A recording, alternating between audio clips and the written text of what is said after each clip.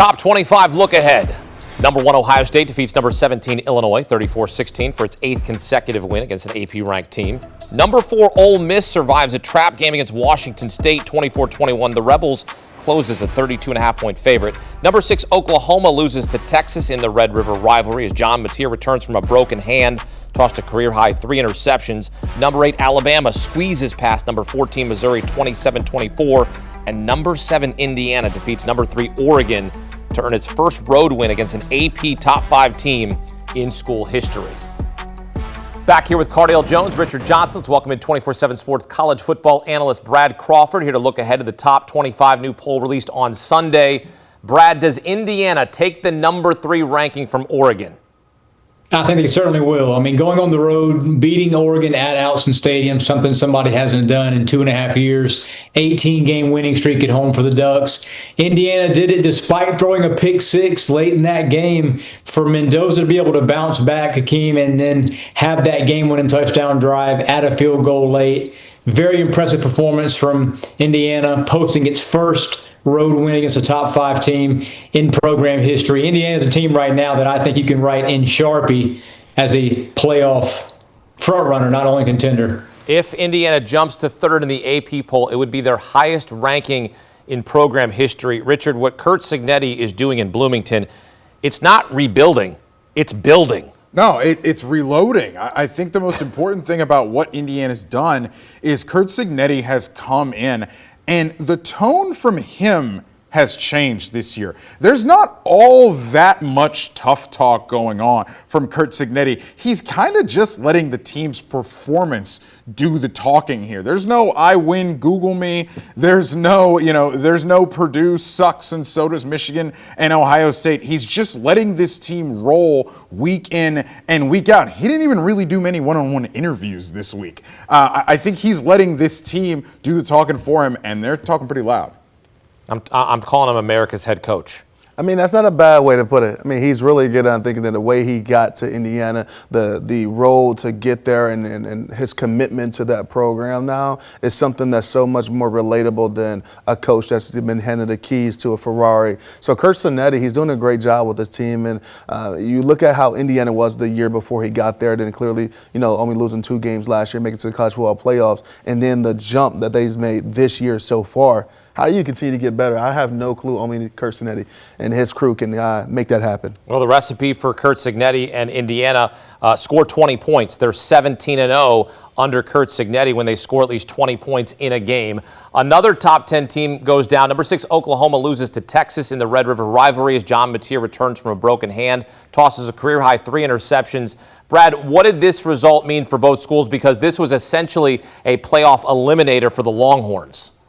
I think it was, and you saw Arch Manning and that Longhorns really talented elite defense with their backs against a wall play well today in the Cotton Bowl. And for Texas to win that game, I don't have Texas in my projected playoff bracket after week 7, but Texas is certainly a team that could get there based on what they have left. It was an impressive performance, especially coming off that road loss to Florida. Credit Steve Sarkisian for having that team ready to play against an Oklahoma team, frankly, that came in with one of the nation's best defenses. Maybe Brent Venables rushed John Mateer back to the field.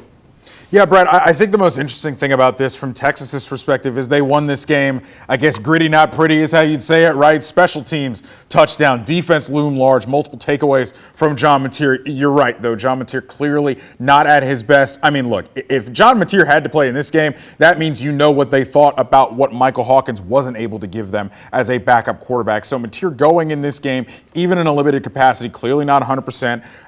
I'm clear Oklahoma figured they had to do that to give themselves a chance in this game, but it just wasn't there from Mateer in this game.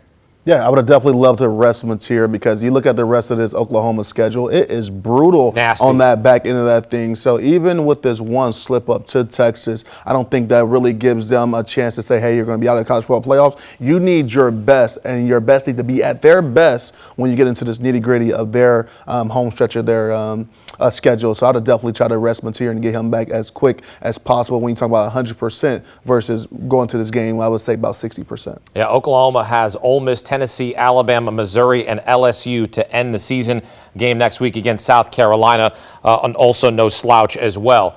All right, the College Football Playoff Selection Committee will release its first rankings on Tuesday, November 4th. We are getting closer and closer to that. Brad Crawford gives us his top 12 teams each and every week leading up to the CFP rankings. Brad, take us through your top 12 predictions for Sunday, because a lot of chaos has happened here in the top 10.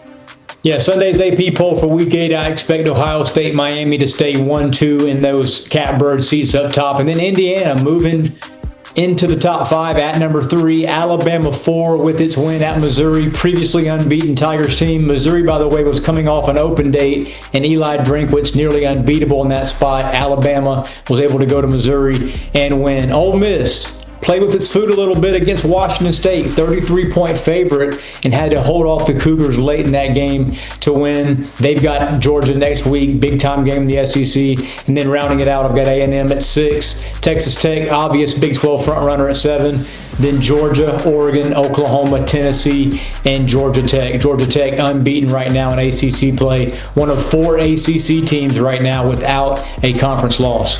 I don't agree with Texas A&M losing a spot here against Florida. I think they should stay at 5. I think Ole Miss should slip down here, especially they had to hang on to win that game, Richard. Yeah, against Washington State earlier today, and Texas A&M, quite frankly, handled business against a Florida team that was coming off the Texas game.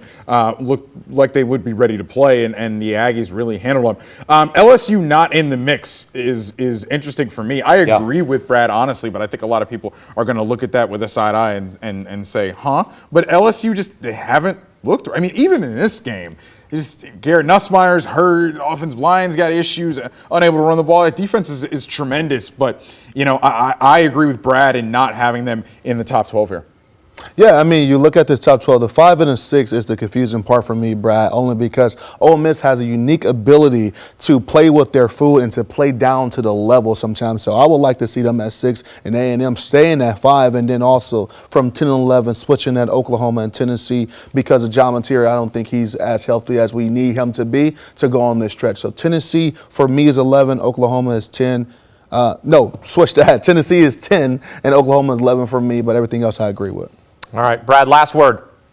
Yeah, to Cardale's point, I have not had Oklahoma in my projected playoff bracket, the season-ending bracket, throughout the way because of that November schedule. I was expecting Oklahoma to lose at least one game before that season-ending stretch, and it came against Texas in a spot that I think Oklahoma had to have to make the playoffs. Certainly, Brent Venables' team still controls its own destiny, as Richard mentioned, but the problem with that is they still have to face Murderers Row in the SEC, and right now that offense isn't good enough to beat 4 or 5 ranked teams the rest of the way.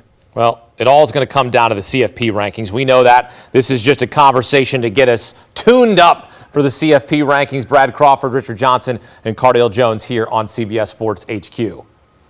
And here's a look at the odds to win the national title. Ohio State, number 1 in all of the land, the favorite to run it back, followed by Alabama and Miami. That's interesting, Cardale. The fact that Miami's plus 900, I'd have them with shorter odds, but look, I don't make the odds. Like, Miami's really, really good. You could make the argument that Miami's number 1 in the country. Probably not, because they play in the ACC. That's what people will say. Because Ohio State plays in the Big Ten, that's probably why they're 1-2 right now. But Ohio State with super short odds at plus 360. Yeah, I think that the determining factor is plus 900 for Miami, because we expect them to run the table in the ACC, and I think they're going to have a tough matchup either versus Louisville or Georgia Tech in the ACC championship, and that's going to be a tall tale of where they land in the rankings of the college football playoff, where you may have a lot tougher schedule to get to the national championship versus an Ohio State. If they run the table, number 1 seed if you went out in the Big Ten, or Alabama, number 1 seed if you went out in the SEC, and that schedule to getting back to the national championship game is a little easier for those guys. My thing with Miami, I should say, my thing with Miami is the Canes would have an inside track to go to be a top 4 seed with an ACC championship victory. Last school to win back-to-back natties, Georgia in 2021 and 2022.